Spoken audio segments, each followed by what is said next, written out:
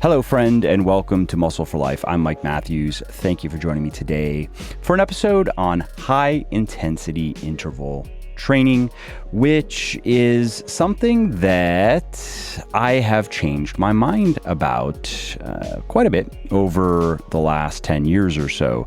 For example, when I wrote the first edition of Bigger, Leaner, Stronger in, I guess that was 2012, I was a big proponent of high-intensity interval training. In fact, I was recommending that people do just a few high-intensity interval training workouts per week instead of, let's say, low-intensity, steady-state cardio every day. And now my position is that HIIT is a great way to burn a lot of calories in a little amount of time. And it's also a great way to build up your cardiovascular endurance. So if you are an endurance athlete, yes, you should be doing HIIT workouts. But beyond burning a bunch of calories and improving your cardiovascular endurance, there aren't any other really good reasons to do HIIT workouts.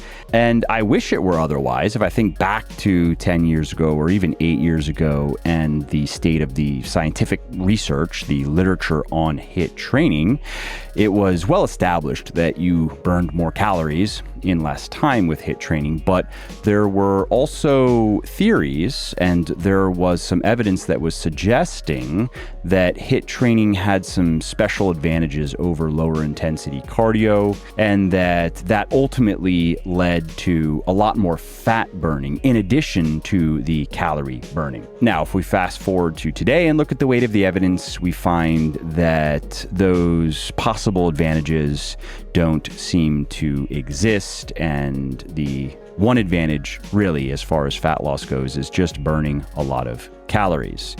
So I have subsequently updated my books, Bigger, Leaner, Stronger, Thinner, Leaner, Stronger. I have updated articles over at Legion's website, and I have discussed what I just explained to you previously here on the podcast. But I wanted to speak to a subject matter expert on HIIT and to go a little bit deeper than what I just said, because there is more you can learn about HIIT training and just cardio in general that can help you achieve your health and fitness goals faster, depending on what those goals are. And so I invited Paul Hough to the show to talk about it. Now, Paul is a senior lecturer in sport and exercise science at Oxford Brookes University, and he is a fellow author. He has worked with many elite level athletes in tennis and Formula One in particular. He has published research in various academic journals.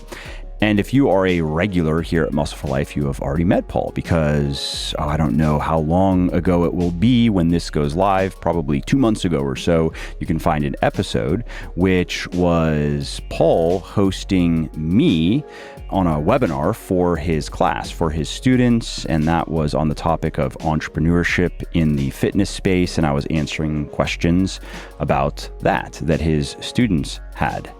And so in this talk, Paul and I get into every nook and cranny we can find about HIIT. We talk about what it is technically, like how do you actually know if you are doing high intensity interval training or just medium intensity interval training, for example. And of course, it's important to know where that threshold is. Paul talks about a few different ways to structure your HIIT workouts based on which energy systems in your body you want to stress the most or train the most. Paul talks about the importance of exercise selection in these workouts. He talks about measuring heart rate and when it would be appropriate to do that versus just using a rate of perceived exertion, maybe on a scale of 1 to 10, with 10 being all out maximum intensity. Paul talks about the afterburn effect and how significant or insignificant it really is, and a lot more. Before we get into it, I've worked with tens of thousands of people over the years, and the biggest thing I see with the people I have helped the most is they're often missing just one crucial piece of the puzzle.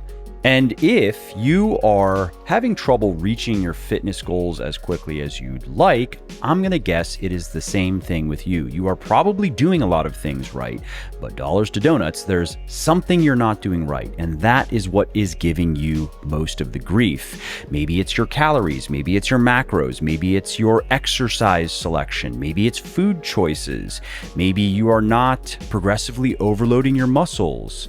And whatever it is, here's what's important. Once you identify that one thing, once you figure it out, that's when everything finally clicks. That's when you start making serious progress.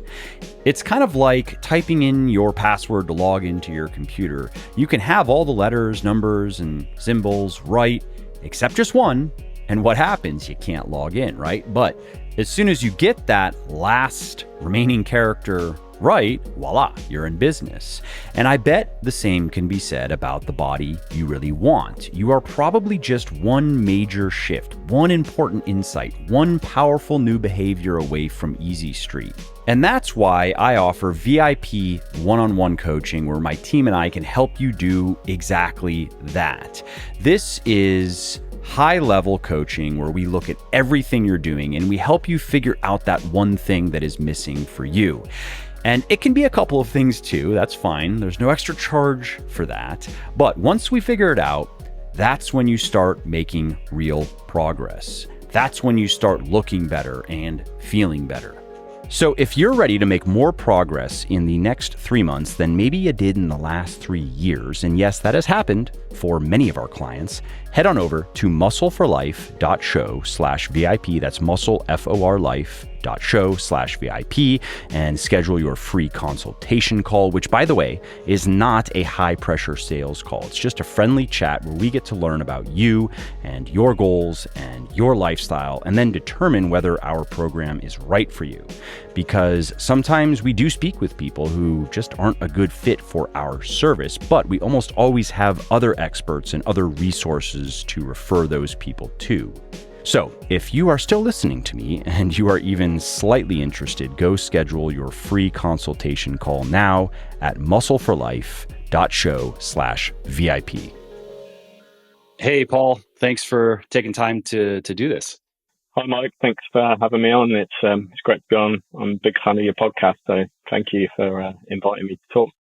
Absolutely. I appreciate you being flexible too. With we had a previous date that I forget what happened. I was running behind on stuff that needed to get done that day. So thanks for being willing to reschedule as well. No problem at all. All right. So we're going to talk about high intensity interval training here on today's interview.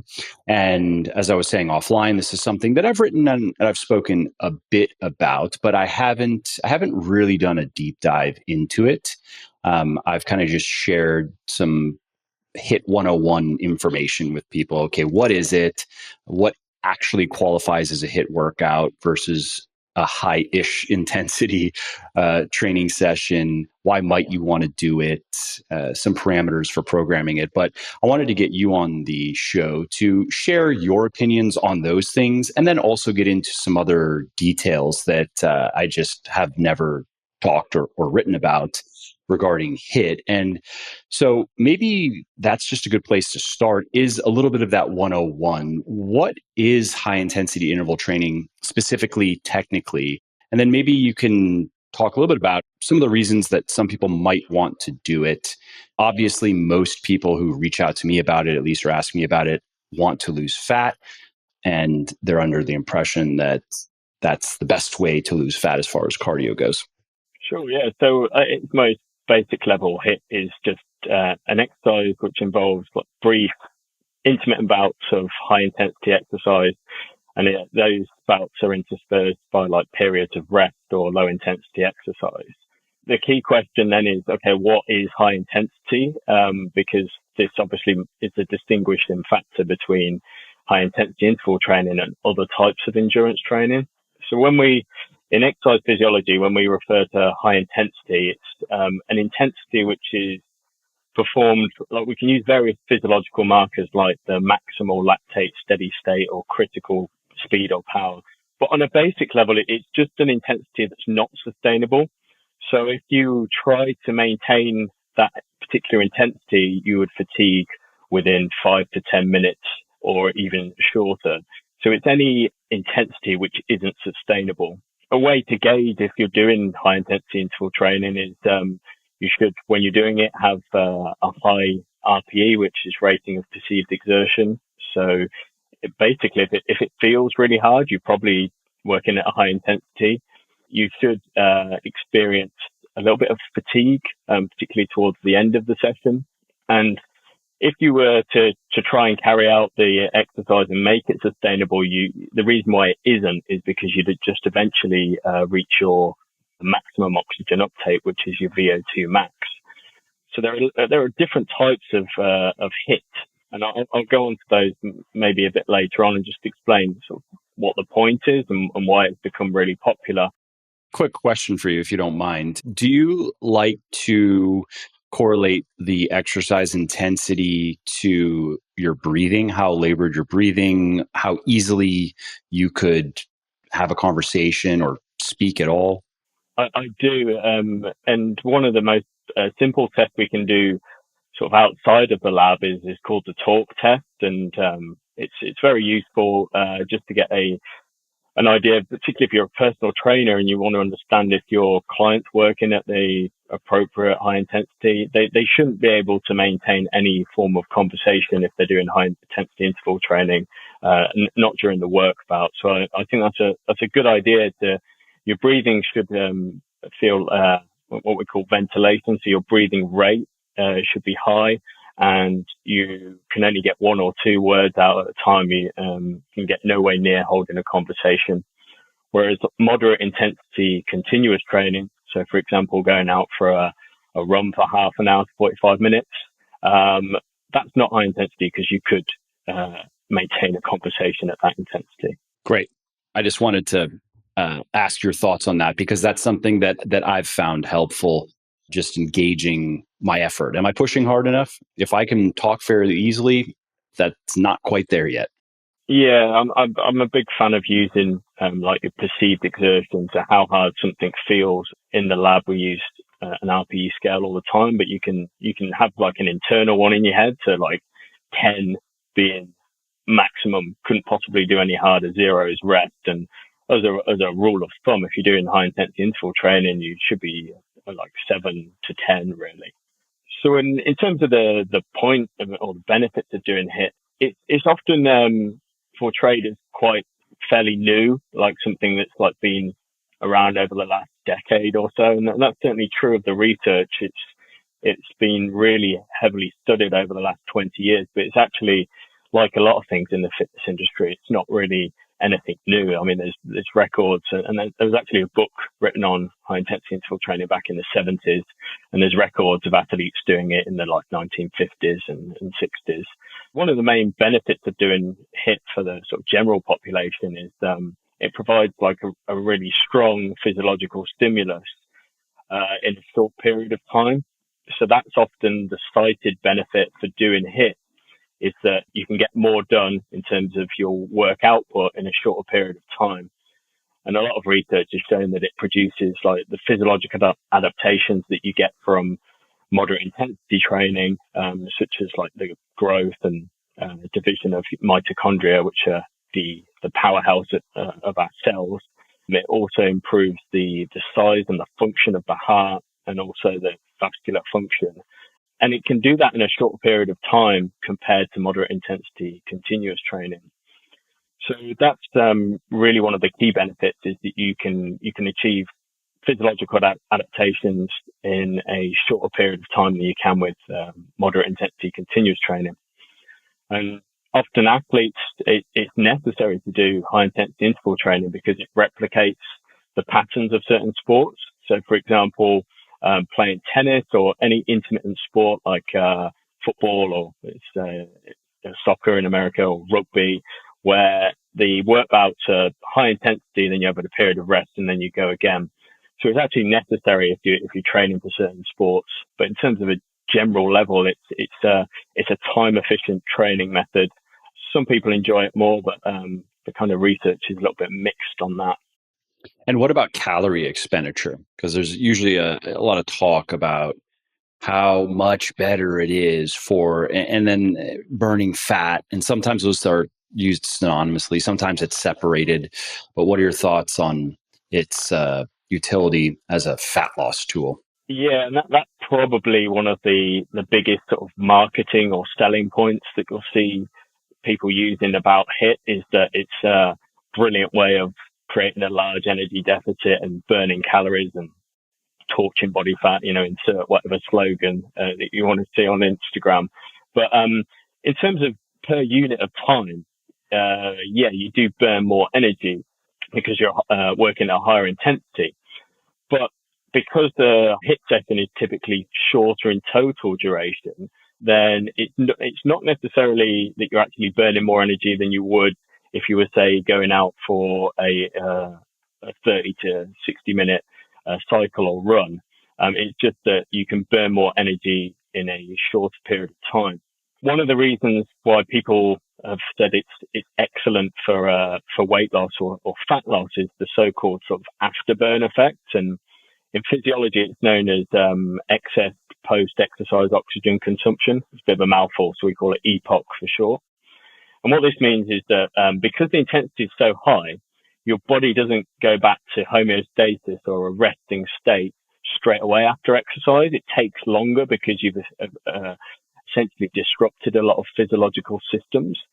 So in the period after you do a high intensity interval session, you actually burn more energy than you would if you'd done a moderate intensity training session. And that has been kind of the real hook of this is why it's great for losing body fat.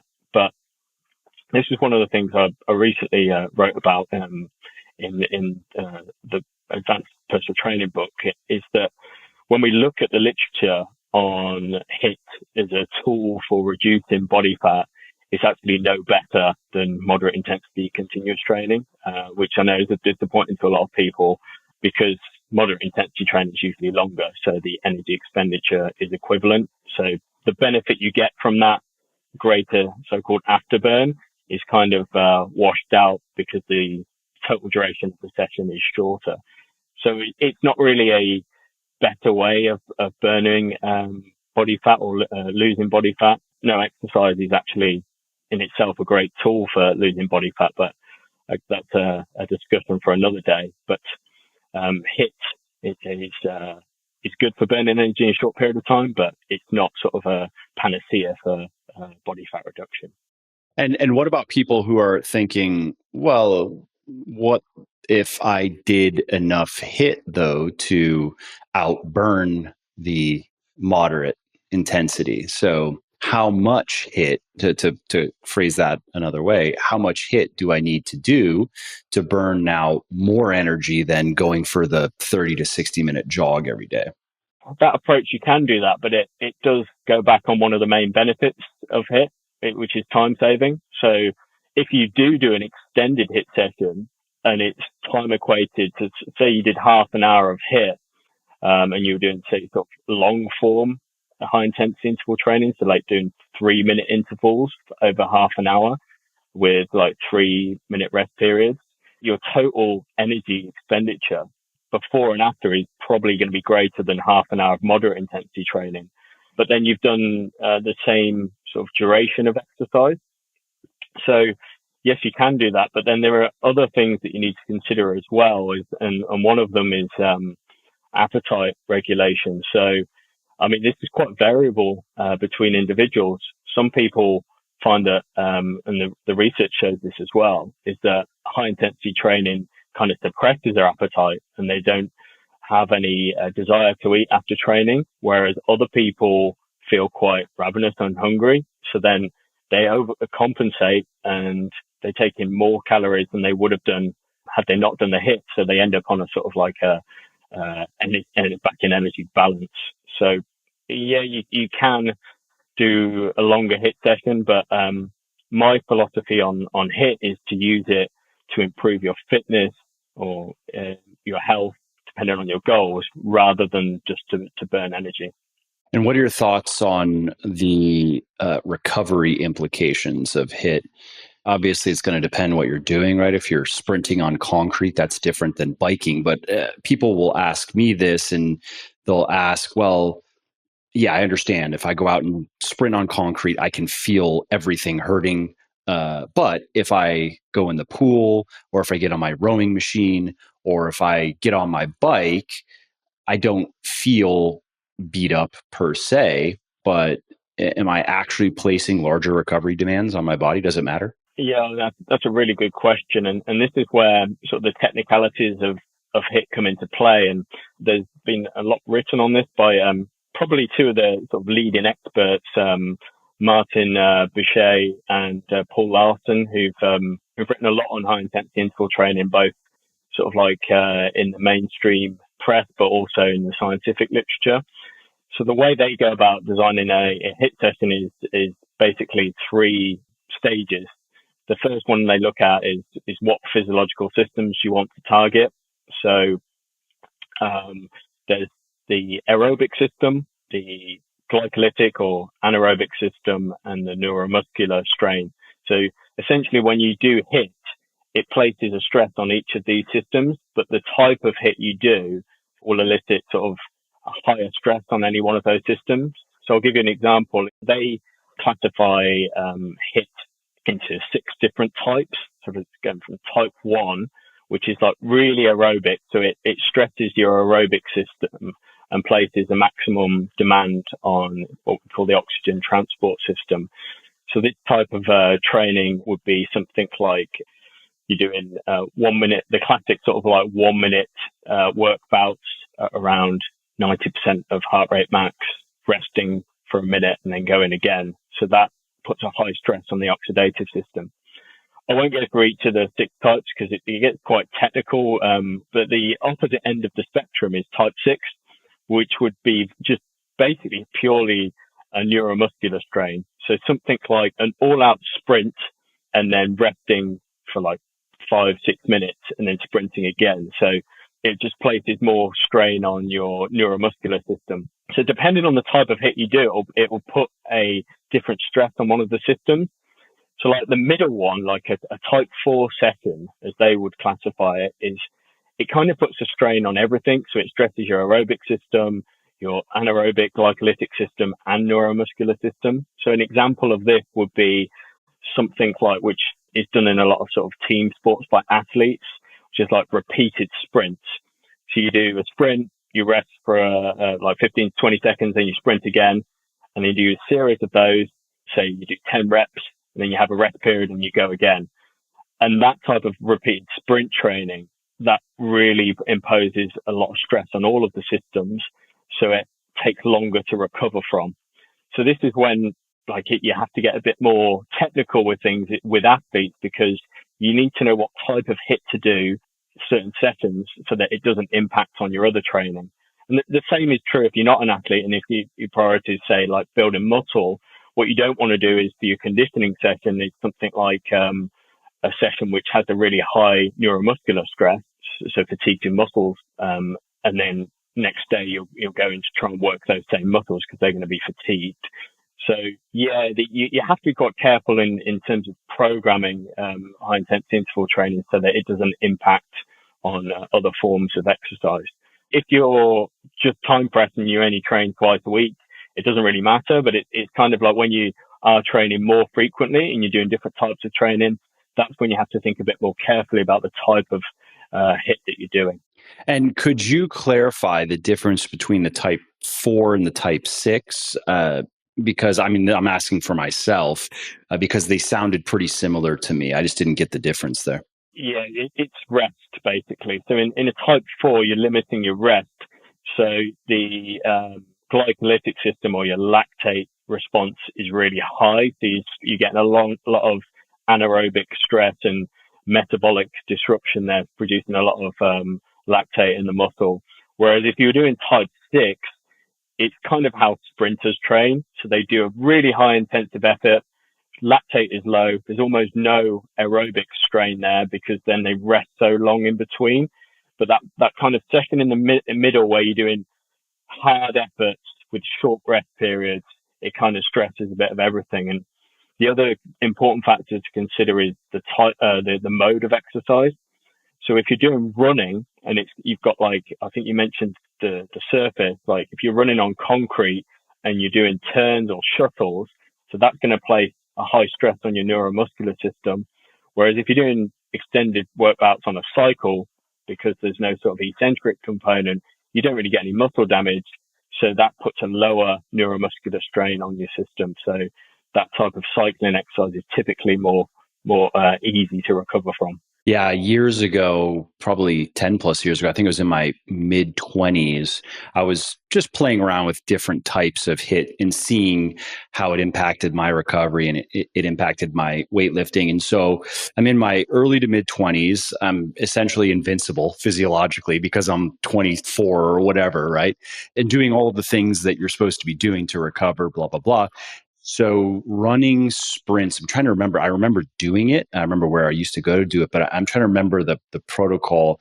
They were probably 40 to 60-yard sprints and resting, probably something closer to I would say a type 4-ish than a type 6. So shorter, but not 30-second rest periods, but probably not more than a minute or so, and then just running all out. And I think I got up to doing about 20 minutes of that, but I eventually stopped because I simply couldn't recover from that training adequately enough to continue squatting and deadlifting. I got to the point where my lower body was always sore, to the touch. And and that's when I said, okay, that's enough of that. I'll move on to something else because it's just too much. Yeah, and that's the way. If you're training for other things as well, and maybe conditioning isn't your priority, then you do have to be careful with the type of HIIT you do because, yeah, I've been in a similar situation. Back in my 20s, I could get away with that doing, running based HIIT. Then I'd be fine for lower body work and then playing football as well. But as you age, obviously your recovery capacity is not as good as what it used to be. So if you throw into the mix doing something which is a high neuromuscular stress for your conditioning, and then you're doing that again when you do your weight training, then yeah, it's going to take away. So program design and that for me, by the way, was running on concrete. I also then did it on grass. I did it on sand at the beach. I did it on incline grass and sand, and those were better, but still harder on my recovery than biking or swimming or rowing. Yeah, so those are the two I would choose if recovery is the priority and you don't want to detract from your other training, is cycling and swimming based interval training. I mean, some people go on the cross trainer, but I find personally, I can't get to a high enough intensity. Because it's completely unloaded, and then I just find it a bit awkward, when you increase the resistance and then that slows you down so much that you don't really get that aerobic cardiovascular stress. It's quite difficult to get there. So I find I can get there with cycling and not so much swimming. So not very good at swimming, but definitely with rowing as well. They have a lower neuromuscular stress, but really sort of high aerobic stress. So you get that stimulus from those types of training. What are your thoughts on heart rate and how that relates to how hard you're working? Again, something that people ask me, can I watch my heart rate and determine if I'm doing it correctly based on my heart rate? Yeah, it does depend on the type of high intensity interval training you're doing. So I mentioned there that, there are all these different sort of like types which cause different strain on systems. The way I classify things for just kind of the general pop, and people are using HIIT for just general conditioning, is there are three types of HIIT protocol. So you can do sprint intervals, which is all out work lasting anything from 10 to 30 seconds, and you have long recovery periods. And that's kind of where the classic sort of HIIT research stems from, is that type of training, where they get people to do Wingate test, which is 30 seconds all out cycling, 4 minutes rest, and then they go again and they do that 4 or 5 times. It sounds like pretty easy, but if you've ever done a Wingate test, it's absolutely brutal. So it's tough. It's not easy. Yeah. I mean, I've seen plenty of people throw up after one Wingate test, let alone 4 or 5. Yeah, I was going to say, I mean, I can remember feeling like I simply am going to suffocate because I can't breathe quickly. I can't get enough oxygen in my body, no matter how hard I'm breathing. Yeah, it's brutal, and a lot of the benefits probably came from those early studies, just because it's such it really is in every sense of the word high intensity. So that's sprint interval training, and the way I classify other sort of methods is you've got long intervals and short intervals. So long intervals are periods of 2 to 4 minutes, and these are performed at an intensity close to or at your VO2 max intensity. So most people don't have access to a gas analyzer, so they don't know what their oxygen uptake is. But what you can use is heart rate as a proxy for that. So you find out your maximum heart rate, and I'd recommend finding that out by doing maximal exercise rather than using a prediction equation. So a simple way of doing this is get on the treadmill, get a relatively comfortable speed, and then just keep increasing the gradient until you can't carry on. You should last like anything from 8 to 12 minutes and take your maximum heart rate from that. So then once you've got your maximum heart rate, when you're doing long interval training, the goal should be that your heart rate is above 85% of your maximum heart rate. So you can use heart rate when you're doing long interval training. The final sort of method that I would classify as short intervals. So this would be kind of like what you might see a lot of people do on personal trainers do with clients, where they do like 1 minute on, 1 minute off. The intensity is slightly higher than for long intervals.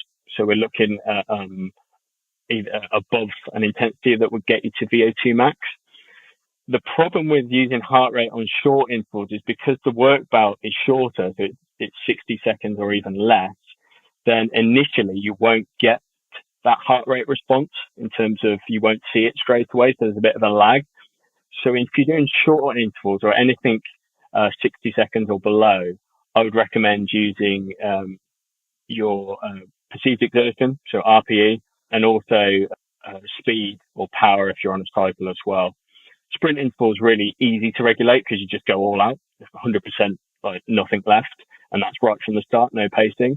But heart rate really is useful for long intervals, but not so much for doing short intervals or sprint interval training.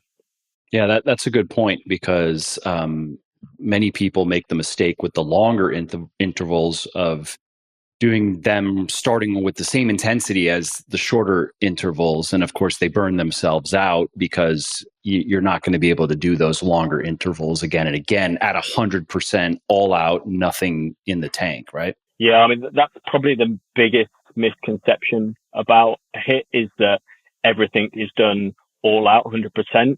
If you're doing the long interval session, these are 2 to 4 minute work bouts, and they're often called VO2 max intervals because they've been shown in studies to be really effective for improving your VO2 max, as a marker of aerobic fitness.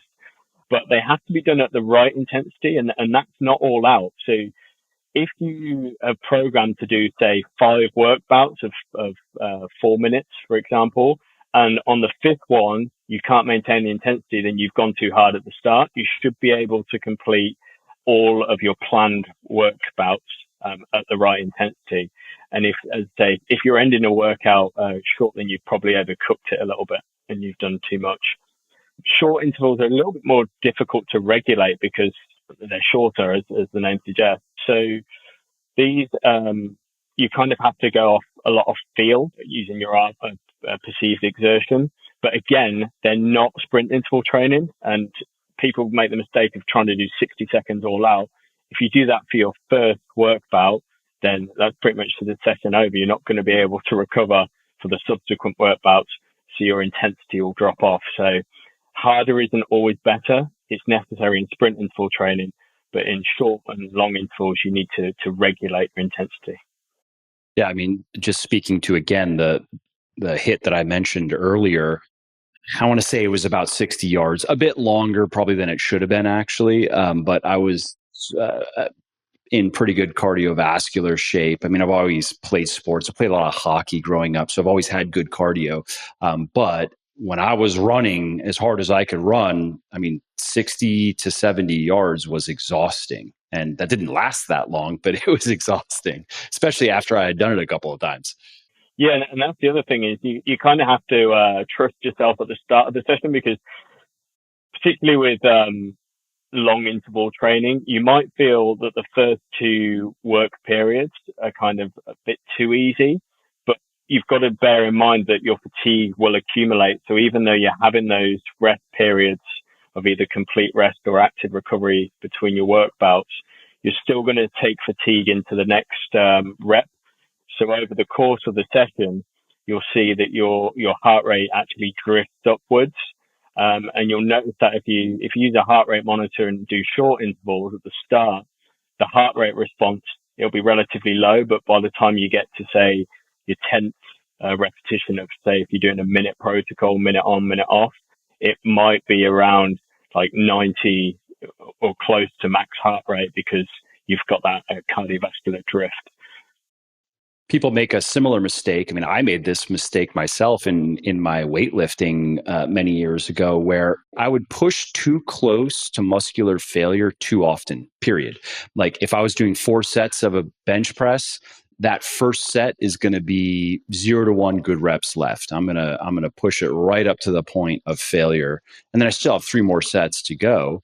And now I train quite differently. That first set, I like to feel like I have 2 or 3 good reps left. That seems to be a sweet spot with an exercise like a bench press or a squat or a deadlift. If it's a biceps curl, I'm not too concerned about it. I'll push a little bit close to failure on every set. But with the bigger exercises that are more systemically fatiguing and that require more recovery, and that I wouldn't say are dangerous, but the risk of injury is higher if you mess something up, I like to pace myself, I guess you'd say, a little bit better in my work. And so maybe by set 4, I have 1 or 2 good reps left. I started with 2 to 3. By set 4 on that bench press, I feel like I get 1, maybe 2 more. That seems to be a sweet spot for me. And I know there's research to back that up as well, for making progress and not getting hurt, and also minimizing repetitive stress injuries, which people don't necessarily think of as getting hurt. But the risk of that goes up too, right? If you just push too close to failure, too hard, too often.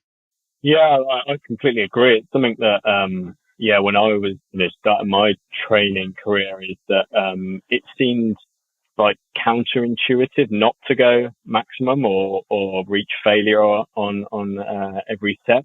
But then it's similar with high intensity interval training and resistance training. The same in that respect is that you've got to remember that you're building up to the next set and then the next set after that, and you want to maintain the quality. So if you overcook the first set, so like in resistance training, if you've got like no reps in reserve, then you're probably going to miss reps on the second, third, and fourth set. And it's the same in interval training, is that you've got to plan for the whole session and not just the first one. And in general, that the harder you go, whether that's resistance training or interval training, then that's going to have implications on your recovery. So if you're planning 4 or 5 training sessions a week, then once you get to a certain level, you just can't train like that, because one workout impedes on the next. This is slightly different subject, but when it comes to high intensity interval training, is that this is why if someone's really deconditioned or sedentary, it's not necessarily, in my opinion, at least, the best option to go to straight away, because you need to learn how to regulate intensity. So if you go, and I've seen this when I was personal training many years ago, is that I would try it with clients that were maybe not that well conditioned, and the first 2 reps they were doing like a minute on, a minute off, would cause so much fatigue that the minute rest period wasn't enough. So their intensity over the course of those 10 work bouts would actually drop off. You'd end up almost kind of like losing the benefit, which is you have the rest periods, then you can replicate the hard effort.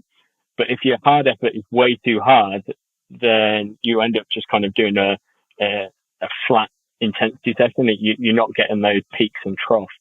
So yeah, that regulation of intensity, and I think that's the same for resistance training as well. Is learning sort of what failure is. So I'd always recommend that, when it's safe on certain exercises, that you periodically train to failure, so you've got no reps left in reserve, so that you can sort of self-calibrate and you know what that's like. Because sometimes it's guesswork, but if you don't go to failure that often, what you think is failure could be quite far off it. And it's the same, particularly if you've been training for a while and haven't gone to failure. Yeah, that's something I've spoken about recently. I referred to it as intensity discipline. I don't think that's just what I call it, because I think it makes sense. But that's something that I have consciously gotten better at in my training, because some time ago I realized that, yeah, I was saying that was a 3 RAR, reps in reserve, people listening. But if I pushed it, it was more like a 5. And so I realized that I was making that mistake in a lot of my training, that I thought I was training harder than I was. And so what I do, and this is built into my program, is every 4 months, at the end of a 4-month training block, I do some AMRAP sets, so as many reps as possible. And I do that on my bench, my overhead press, my squat, my deadlift. And on my isolation exercises, I'm a little bit more just kind of go by feel, take sets to failure now and then. I'm not too concerned about being specific, because again, even the peripheral fatigue, again, like a biceps curl or a side raise, not concerned about those things. My perception of effort was more accurate when I was training a small muscle group, and that's probably the case with a lot of people. But when it was with the compound exercises, especially those whole body exercises, like any type of squat, any type of deadlift, even an overhead press, to some degree, my perception of effort was off. And so now every 4 months, I load the bar fairly heavy, something around 90% of 1 rep max, 95%. That was calculated a couple of months prior, though. So it's something that in my normal day-to-day training, it's like a 4 to 6 rep probably weight, and then push it, set one as close to just right up to that point of failure. I'm comfortable on my squat going to a 0, or maybe a 1. I actually am comfortable with that. A 0 to maybe, but if it's a 1, it's going to be a grinder that I almost miss, like pushing right up to that point. On my deadlift, I actually just don't. I don't do that. I back it off with 1 to 2. So that final rep in that set of a deadlift is very hard, but it's not a grinder. I'm not starting to shake, whole body. I don't push it to that, because I don't think it's necessary. And then a bench press, a 0 to 1, I'm comfortable with. I have a spotter, not a big deal. Maintain good form. And an overhead press also I'm okay with, because I have the hooks right in front of me. So if I get to here and that's about it, I can just put it back. And I've found that has helped a lot in my training. It's helped me, again, just maintain that understanding of what failure actually feels like. And then it's helped with tracking my reps in reserve in all of my other training too. And I've found that I've gotten more accurate over time, because I track all my training. It's all in Google Sheets, so I can go back years ago and look at what I was doing. So I just did this actually last week. And so, for example, on my deadlift, I put 375 on the bar, and I got 7 with what I felt was like 1 or 2 good reps left. And if I look back in my training, I think the week before it was 365 for 4, and I put like maybe 3 good reps left. So not perfect, but I've also noticed, and I don't want to go off on too many tangents, but it's just something that's interesting that maybe people listening will find interesting, that I tend to perform better in those AMRAP workouts than in any of my other workouts. It must be a psychological thing. I'm a little bit excited to do it. I feel like it's, I grew up playing sports. I always liked that feeling of big game, the more on the line, the more fun. Yeah, because you're putting a concerted effort in on that one set. And I think that's why the I don't know if you might have done the 5-3-1 at some point program, the Jim Wendler one. I think that's why that worked pretty well, because it's very low volume, but it gives you that sort of like that concentrated step to like controlled failure. So yeah, you kind of really push it on that one. And that's why I think as well, not training to failure all the time, is a good idea, because then, like you just said, like when you do, then you can really sort of know what going all out is. An approach I basically use, particularly if I was like squatting, is just look at my velocity. I don't measure it, or you could get really technical and do that, but if I'm coming out of the bottom of the squat and it's really slow, I know that I've probably got one, maybe two max reps in reserve. So I think speed is a good sort of proxy for failure. And I use that if I am training like to failure. Is this going, like, is the intent there? If it's maximal intent and you're grinding the weight up, then you're probably pretty close to failure. Hey there, if you are hearing this, you are still listening, which is awesome. Thank you. And if you are enjoying this podcast, or if you just like my podcast in general and you are getting at least something out of it, would you mind sharing it with a friend or a loved one or a not so loved one even, who might want to learn something new? Word of mouth helps really bigly in growing the show, so if you think of someone who might like this episode or another one, please do tell them about it. Coming back to HIIT, you've mentioned conditioning a couple of times as a reason to do it, and it's been mostly in the context of athletes. What are your thoughts about everyday people who are not, they don't have to perform athletically for any particular reason? And again, this is something people will ask me. Are the health benefits, let's say somebody, I'm asking you, I'm saying, look, I do some cardio every day and I understand the health benefits. I don't particularly like HIIT, but is it worth including in my regimen? Are there really enough additional benefits, or is my 30 minutes of moderate intensity daily cardio enough? I mean, it sounds like a bit of a cop out, but any time that someone would say to me, I don't really like doing that form of exercise, then I wouldn't necessarily say it has to be included. So if you're not training for a particular fitness target, so you're not an athlete, you're preparing for a race or something, or conditioning for a sport, and you absolutely don't enjoy HIIT, then I would do another form of conditioning. So you could do your traditional moderate intensity continuous training. So that would be, going out for a 30-minute bike or run, or maybe longer. You can do fartlek training, which is similar, but you just kind of do random periods where you do higher intensity, lower intensity. So you mix up intensity, not necessarily in a structured way like HIIT. So I wouldn't say that it has to be included. I think because it's become so prevalent in the fitness industry, you see a lot of these like HIIT workouts on social media. I do think people think that it's necessary that they have to do it, but just because a lot of people are doing it and the research shows that you can get similar benefits in a shorter period of time, it doesn't mean to say it's a better form of training. It's necessary, like I say, if you're an athlete, but for general population, if you're really not into high intensity interval training, then and you're doing other forms of aerobic training, I wouldn't say you have to do it at all. And keep in mind, people, that one of the reasons you see it all over social media is it makes for better social media posts than moderate intensity. Just hopping on this bike back here and spinning away for 30 minutes on a phone call, which is literally what I do. Either I read on my phone or I make a phone call that I need to make for work, or a personal phone call. And I just tell if it's even a work call, I'm like, hey, I'm on a bike, so I'm going to be breathing a little bit, but I can still talk. That doesn't make for a good Instagram reel. No, exactly. Yeah. Sitting on a bike for half an hour doing a conference call is not as exciting. Yeah, or reading on my little Kindle app. Yeah, wouldn't make for the most interesting reel, but let's time lapse that and post it as a reel.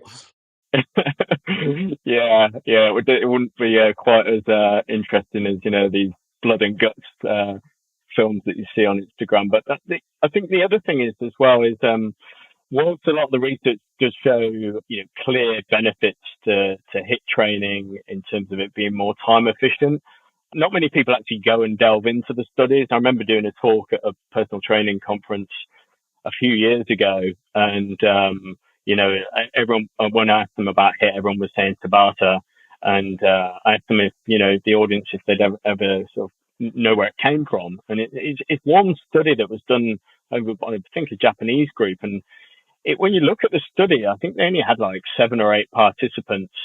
So from a research perspective, not great, because the smaller your sample size, the more difficult it is to detect a meaningful change. And I won't go into the reasons, but a lot of the HIIT studies have used quite small samples. So this can maybe lead to an over exaggeration of the benefits. And what happens is the study, they have a press release with it. And I've come across this myself when, journalists might ask you to comment on something. And obviously they want a headline, which is not the research title of the study, but something snappy like, doubles your time to exhaustion in less than 2 weeks or something like that.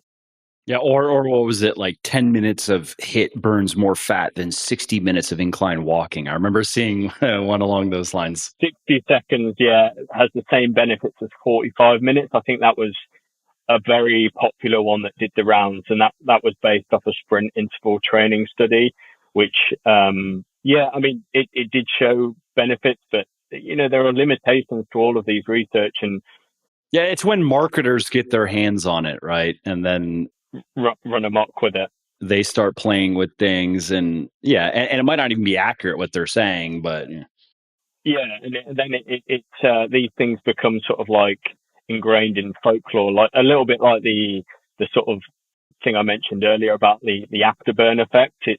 It's really, in some circles, it's not even questioned whether that's true or not. It's just kind of become, well, HIIT's really good for it, like raises your metabolism and you burn loads of calories after exercise. But when you actually look into sort of the research on it, it's not quite as promising as a lot of sort of programs would have you believe. And so that it is a beneficial form of exercise in terms of being time efficient, but it doesn't mean that it's better than other forms of exercise. And I think we just need to be careful about the other issue is some of these studies which showed these like really massive improvements in things like VO2 max and muscle metabolism measures.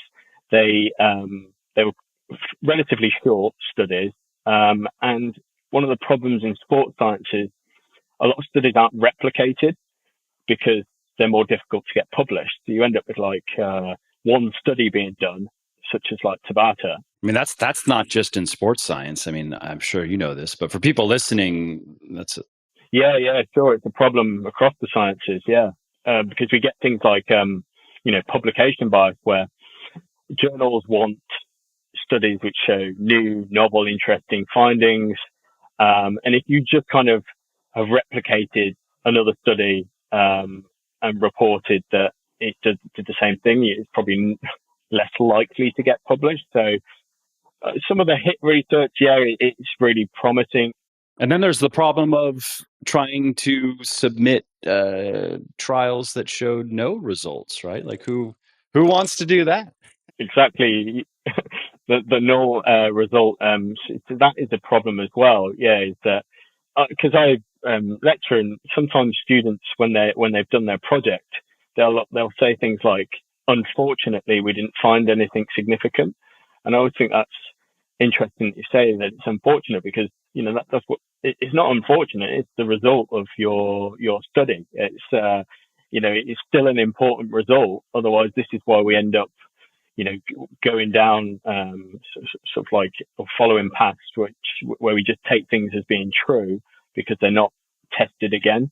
So I'm not saying that the HIIT research isn't promising, or it certainly is, but I just think maybe some of the claims that you might see in articles, particularly in the media when they serialize a study, might be a little bit over exaggerated. I mean, I've run into that with conversion rate optimization in e-commerce with Legion, my sports nutrition company, and it's similar in that if you're going to do it right, you need to do it with a scientific method, so to speak. So you have to create a hypothesis of, okay, if we do this by doing this, it will produce this result because of a reason, and then you take that hypothesis and go about testing it in different ways.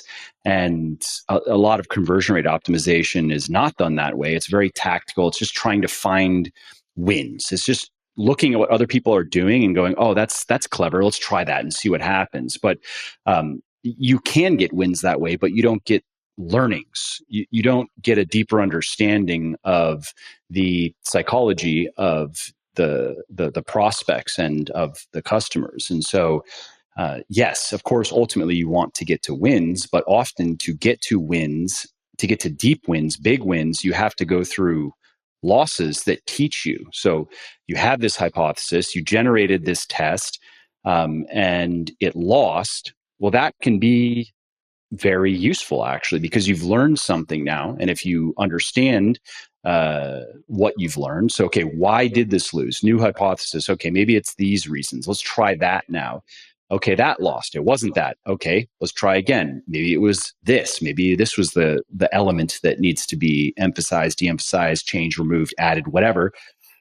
Test that. You get a win. Okay, now you've learned further. And then you go, can we do this even more now? Okay, we've learned something here. How else can we embed this into this sales page or homepage or whatever? And, I've gone through that process. And then in the end, you can get to where you've increased conversion rates by a large percentage, but it wasn't as linear as you might have hoped. A bit more messy and not a straight line. Yeah, exactly. Yep.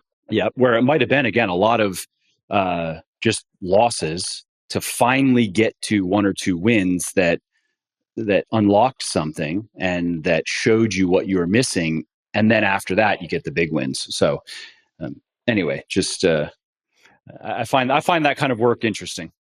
Yeah, when you I often serialize little studies on Instagram, and it's interesting that you say that, because I don't have any great knowledge in sort of analytics or things, but I often find that posts or studies which are a little bit more clear cut, they get more favorable responses, because I suppose it's human nature to want to have that kind of binary. Oh, okay, that's good. And then ones where there's kind of they're inconclusive, you'll often get comments like, well, what does this mean? Is it good? Is it bad? And that's where sort of the nuance comes in of communicating science, I suppose. It's, some people just want the one answer, but in reality, there isn't that answer. Yeah, I find also that people often respond better to, if we're talking about studies or even advice, do this. Here's a study that shows if you do this, something good will happen, versus the other side of the coin, which is don't do this. This type of DNA-based diet isn't going to help you lose fat faster. Here's some research. Let me explain it.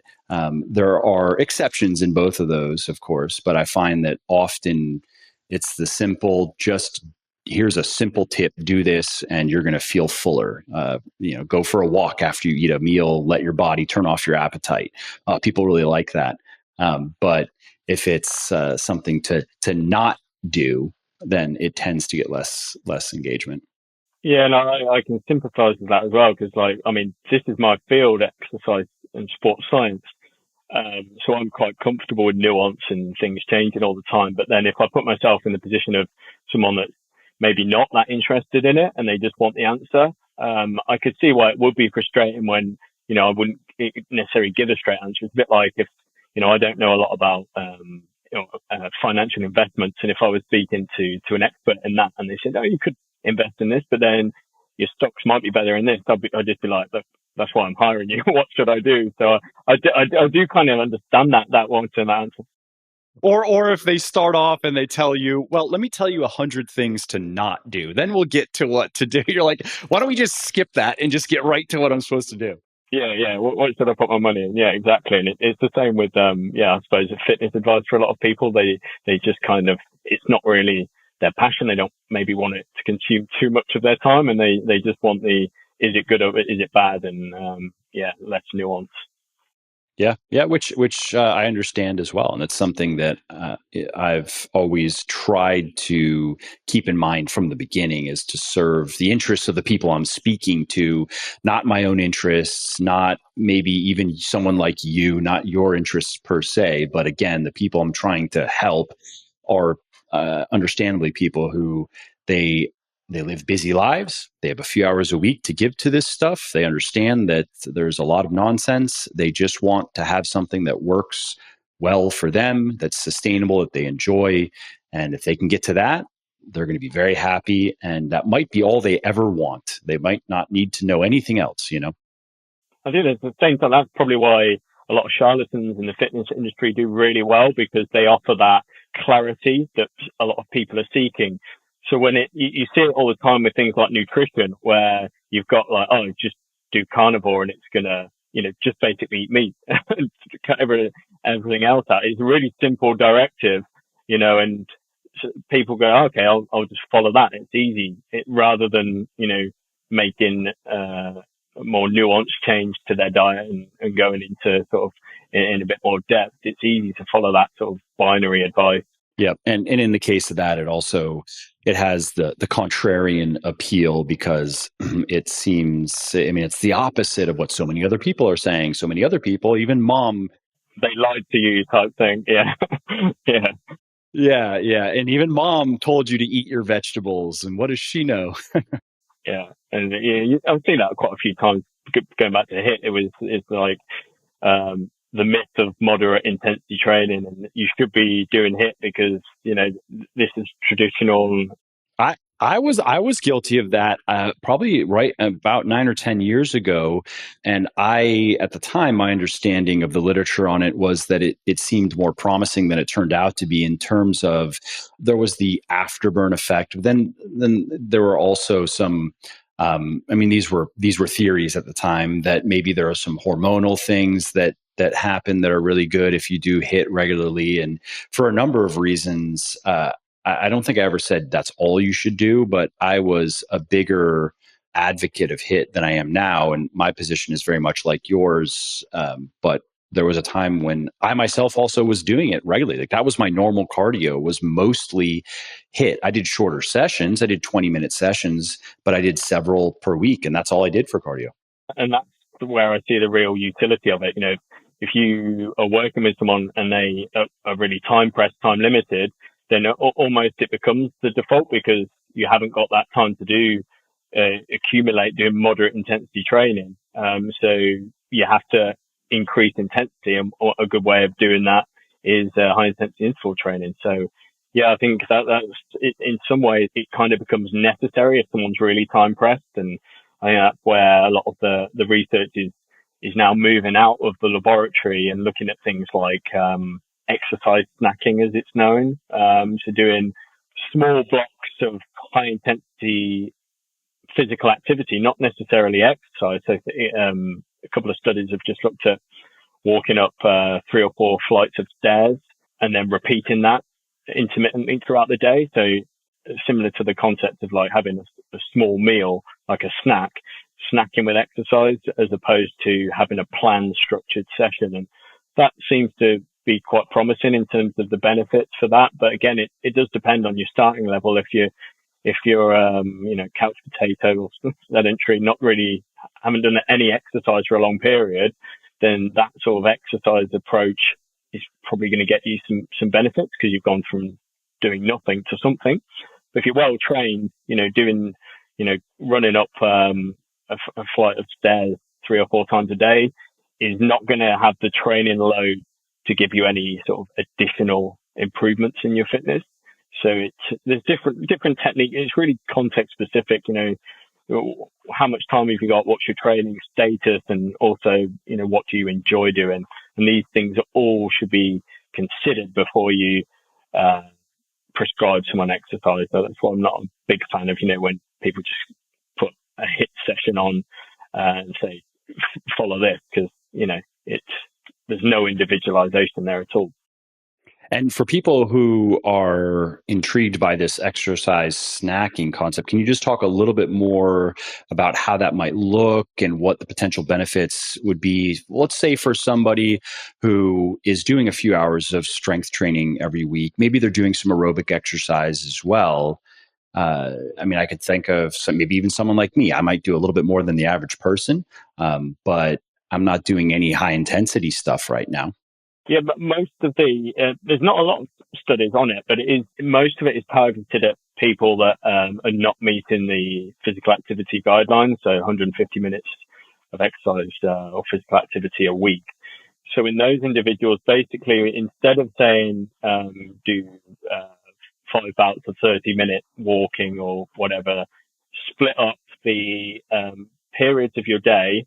And it might fall, the advantage of it, as I see it, is it kind of fits organically within your day. So, for example, if you're walking or you're commuting to work and you're on the train, you could do a really brisk walk to the station. And then if there's some, instead of taking an escalator or lift, you could go up the flight of stairs as quickly as possible. And that would be considered an exercise snack. So you've done a small block of exercise and then got on with your day. It's not what we would call like a traditional exercise session where we're planning it and going in the gym, etc.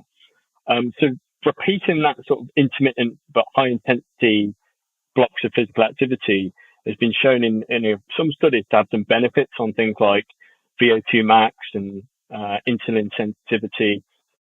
But in terms of people that are trained, I'm not sure that the training stimulus there is great enough to give you any more benefits than, say, doing a structured high-intensity interval session. It's not really doing any harm. I think it's quite a good concept if you're not able to do a training session for whatever reason.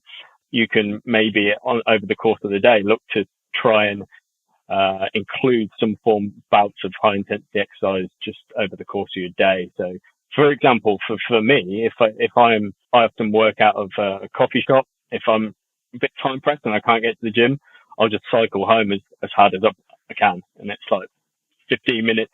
And that's like, it's not a formal sort of planned gym session, but I've done something. I've got my heart rate up for a small period of time. And that's, I think, where the research is probably going to go, is looking at how we can factor in or include exercise or physical activity in people's daily routines, as opposed to exercise prescription as it's been previously done, like in a gym setting or, prescribed in sort of sets, reps, that type of thing. And that can be useful for people who are getting in the gym and doing strength training, but are not making time to do any sort of cardiovascular aerobic or even high intensity anaerobic or glycolytic, as you had mentioned, doing any of that. I could see some of those people thinking, all right, I don't have the time or don't want to make the time to get on the bike for 30 minutes and do that. But I have my gym sessions, and I'm already thinking with how my daily routine, I can work in a couple of these high intensity kind of snacks, so to speak. And if I do enough of those, do a few a day, let's say it's even 7 days per week, over time, I'm reaping, maybe not most, but I'm reaping a fair amount of the benefits that would come with a more structured routine, right? Yeah, exactly. If you've got very little aerobic stimulus to start with, and you're basically just doing resistance training, then you're more likely to get a benefit from that type of approach, where you kind of structure in some high intensity work bouts just throughout the day. Whereas if you are already doing aerobic conditioning, it's not going to give you much else. And in fact, it could take away if you're kind of done a couple of high intensity blocks, maybe like, in London, if you were on the underground, some stations, it's a really long climb to get to the platform. So if you were to, and I've done it a couple of times myself, you get to street level, you're absolutely exhausted. If you're on the way to the gym, then it's probably not a good idea. But just for the general population to kind of get some exercise, and particularly higher intensity exercise in your day, I think that's important. The recommendation actually changed, government recommendations. It used to be physical activity, for it to count as physical activity, it had to be in blocks of 10 minutes or more. But now, because basically they recognize that, a lot of people weren't able to or willing to do that, they've just said, like, anything counts, like just be as active as possible. So not sedentary, minimize being sedentary throughout the day, and you're likely to get some benefits. Yeah, that's I've talked about shared advice particularly with body weight training, that people can, if they're just getting started with resistance training, and if they're not comfortable getting into a gym, or it just doesn't work for them getting into a gym, you could take a 30-minute body weight routine and break it up into a few 5 or 10-minute little mini workouts that you do, and just get it done however you get it done throughout the day, and you're on your way. It works. Yeah, I mean, it's almost like I'm almost envious of some people that are going from that position, because you get so much, like, your rewards from doing such a small amount of activity. The emotional payoff is so much larger. It's funny you say that, actually, because it's a little bit counterintuitive, because you might look at somebody who's very fit and then look at somebody who's just getting started and think that the very fit person generally is a lot more emotionally satisfied with their training and the whole process. Probably not, because they're probably not making much progress to speak of anymore. If any, yeah. It could just be maintaining, and trying to stop regression. Yeah. Whereas that person who's new, who is not fit at all, they might not be emotionally satisfied with their level of fitness, maybe what they see in the mirror. But then, to your point, when they get going and they start seeing these rapid changes, it's very motivating, and it makes it fun. And then you see that one day you are going to be that very fit person, and then you realize that what you don't realize is then it can be harder to stay motivated as the very fit person than it did in the beginning. But the phases. Yeah, particularly as you get older and your sort of gains start, your progress is slowed down. But yeah, newbies and people that are untrained, I would say that you're in a great position, because whatever you do extra now, you're going to get good returns on that. And I think that's something that we're maybe going to HIIT straight away. It's a little bit of a flamethrower approach. if you've got a client that's been inactive for 4 or 5 years, maybe longer, there's really no need to get them doing sprint interval training. In some cases, or in most cases, it's probably a bad idea. It's just get them to build a base of, maybe starting with that exercise snacking approach, and then building from that and doing more sort of planned or structured exercise, and, go from there. There's really, it's a bit like in resistance training, you wouldn't necessarily, with someone that's new, like you just said, you could get really good improvements just with body weight type exercises. There's really no need to be doing like the big three and hitting all isolation exercises to start with. Start basic and then build up. Yeah, that's a mistake many trainers make. I mean, I see it in the gym I go to, where they take people who are new and they run them through unnecessarily difficult workouts. And then what happens, of course, is these people get really sore to the point where it actually makes living life harder, and then it makes them less likely to continue. Understandably so, when they can barely even walk around the next day. I get it, where they're like, if this is what it takes, I might not have what it takes. Yeah, I've made that mistake as a personal trainer, and it's strange, because in some cases people judge sort of the efficacy of your training session on that fatigue. So some people actually seek it, and if they don't feel like really fatigued the next day, it's almost like, what am I paying you for? But then that's where the education part comes into training someone, is actually, look, but you can then exercise again. Whereas, if I get you doing, 4 or 5 sets of squats and RDLs, you're going to be really sore for the next few days, and you're not going to be able to train again. So that's where, some people sort of chase muscle soreness as like a marker of a good training session. And in some ways, there is a bit of pressure on you as a trainer. If you're doing something that's quite basic, and then there's another trainer in the gym and they've got, a nice clever circuit worked out, and they're doing boxing, and then they're on TRX, and then they're doing some plyos. your session might seem a bit rudimentary, and so I can kind of see why the temptation is there to build these sort of quite complicated sessions, but then they're ultimately not unnecessary for most people anyway.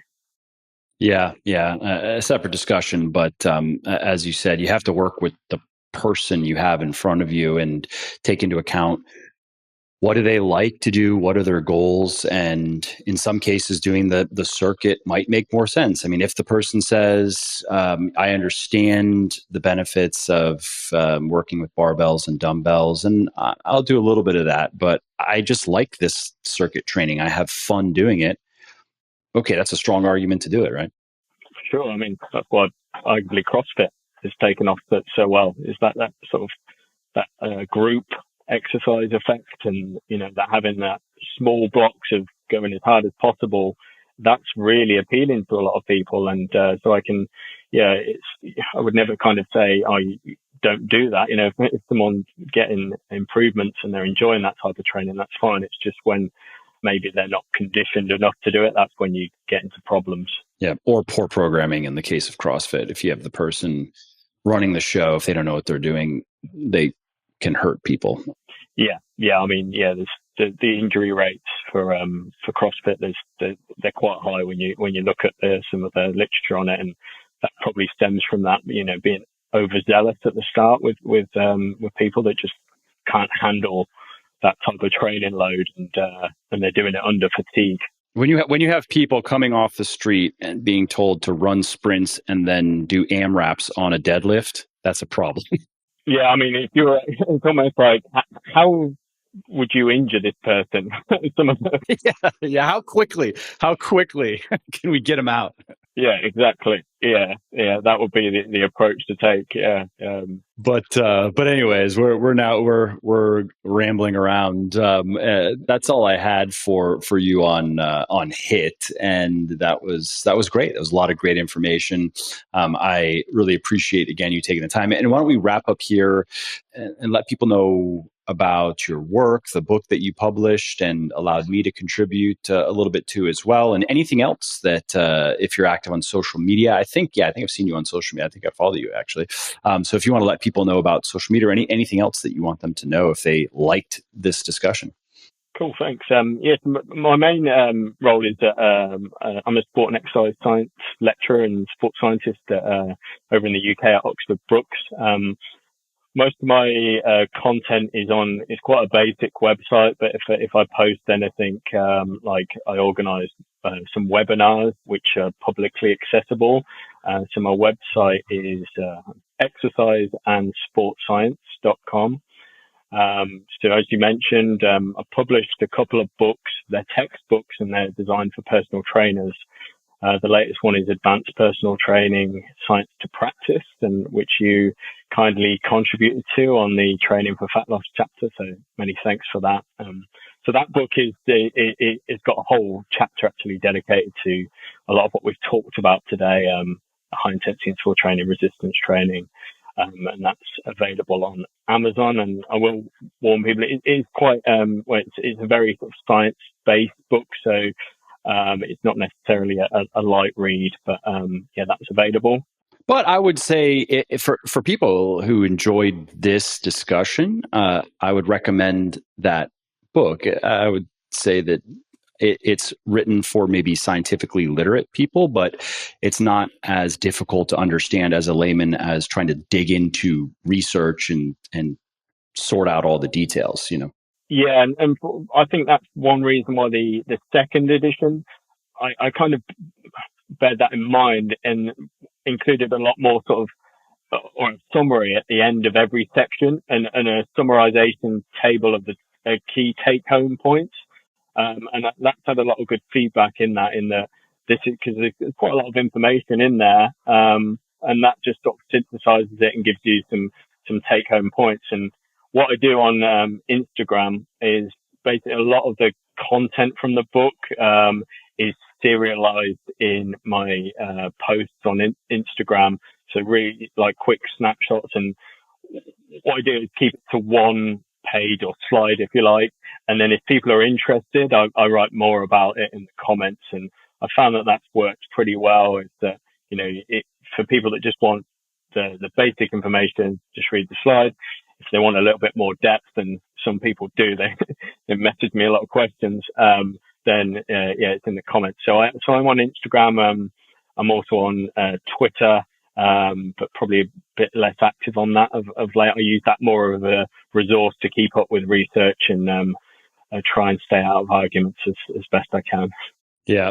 Arguing with random people on the internet is one of the most unproductive things we can do with our time. So I'm with you there. It is, yeah, completely. And that's kind of why I've started favouring Instagram a little bit more. I find myself, it's harder to go down those sort of rabbit holes, whereas Twitter it's kind of built for that, isn't it?